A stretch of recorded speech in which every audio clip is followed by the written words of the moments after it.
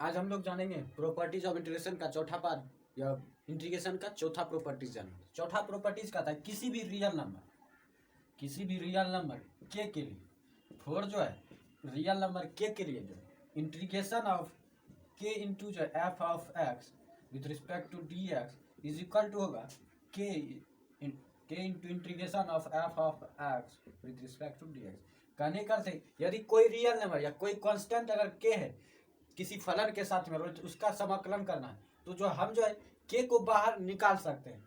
के को जो हम बाहर निकाल सकते हैं उसका इंटीग्रेशन नहीं निकलेगा। उसको जो हम बाहर करके जो सिर्फ फलन का जो है इंटीग्रेशन अगर कर दे तो भी जो दोनों का आंसर बराबर है। या कहने का कि रियल नंबर जो है वो जो है फलन से बाहर रहता है, समाकलन से बाहर हो जाता है। जैसे कि यहाँ देखिए समाकलन के अंदर इंटीग्रेशन के अंदर के है और यहाँ जो है के बाहर हो चुका है। तो यही कहा है कि किसी भी रियल नंबर के लिए जो है इंटीग्रेशन ऑफ के into F of x with respect to D x is equal to होता है के into integration of F of x with respect to D x.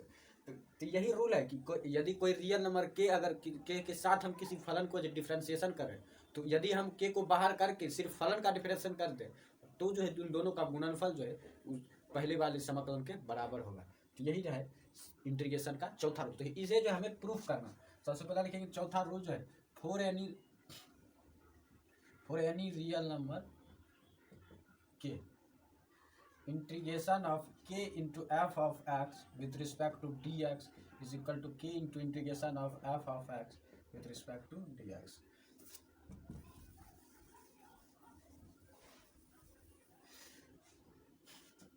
अब हम चलते हैं फर्स्ट रूल पर, सॉरी प्रॉपर्टीज जो करा था, प्रॉपर्टीज जो वन जो करा था, प्रॉपर्टीज फर्स्ट जो करा था वो करा था यदि हम किसी इंटीग्रेशन का डिफरेंशिएशन कर दे तो उसका मान जो है वो स्थिर रहता है। जैसे मान लीजिए ये है इंटीग्रेशन ऑफ के into F of x with respect to D X. अगर हम इसका डिफरेंशिएशन कर रहे हैं, डेरिवेटिव्स इसका निकालें तो जी इसका जो मान है वो स्थिर रहेगा। तो यहाँ जो के इंटू एफ ऑफ एक्स है ये स्थिर रहेगा, तो ये हो जाएगा K into F of x. तो ये जो है स्थिर रहेगा। तो ये जो है प्रॉपर्टी वन के अनुसार। अब जो है हमको देखना है यदि जो है हम डी इंटू सॉरी डेरिवेटिव्स यदि के ऑफ, अगर अब हम इसका डेरिवेटिव्स निकालें K into integration of F of x with respect to D X and with respect to D X, अगर हम इसका डिफरेंशिएशन करें, इसका डेरिवेटिव्स निकाले, आरएसएस का डेरिवेटिव्स निकाले तो ये कुछ इस प्रकार होगा। तो डेरिवेटिव्स में भी हम जानते हैं कि कांस्टेंट जो है वो बाहर चला आता है। डिफरेंट डेरिवेटिव्स में जो कांस्टेंट जो है वो बाहर निकल आता है डिफरेंशिएशन से। ये जो के है ये डेरिवेटिव्स के अंदर है, तो ये जो के जो बाहर हो जाएगा डेरिवेटिव्स के बाहर हो जाएगा। तो ये हो जाएगा K into derivatives of integration of F of x with respect to D x upon D x. तो ये जो है तो ये निकल गया K into differentiation of integration of F of x with respect to D x upon जो है डी एक्स।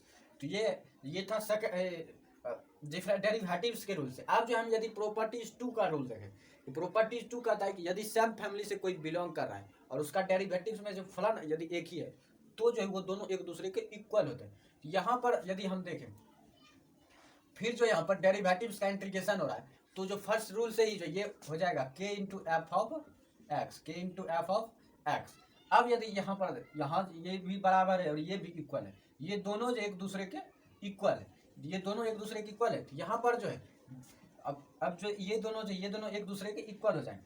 यदि आर एस एस इक्वल है तो एल एस एस भी इक्वल हो जाएंगे। ये हो जाएगा डी ऑफ इंटीग्रेशन ऑफ के into F of x with respect to D x upon D x is equal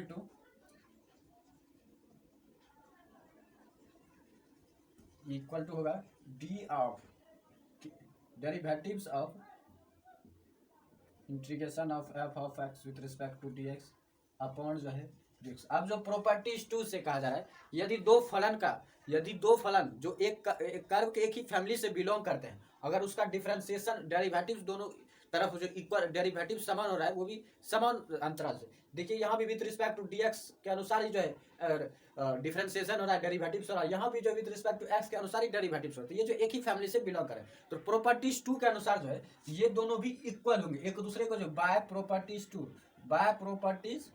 या प्रॉपर्टी सेकंड के रूल से जो ये दोनों एक दूसरे के इक्वल होंगे। तो ये हो जाएगा इंटीग्रेशन ऑफ के into F of x with respect to D x is equal to k into integration of F of x with respect to D x. तो यही हमें प्रूफ करना था। ये था फोर्थ रूल कि इंटीग्रेशन ऑफ के into F of x with respect to D x is equal to होता है के into integration of F of x with respect to D x. तो यही था इंटीग्रेशन का फोर्थ रूल। चौथा रूल समाकलन का जो है चौथा गुण था ये। अगले वीडियो में हम लोग फिर जो है इसका पांचवें रूल के बारे में जानेंगे।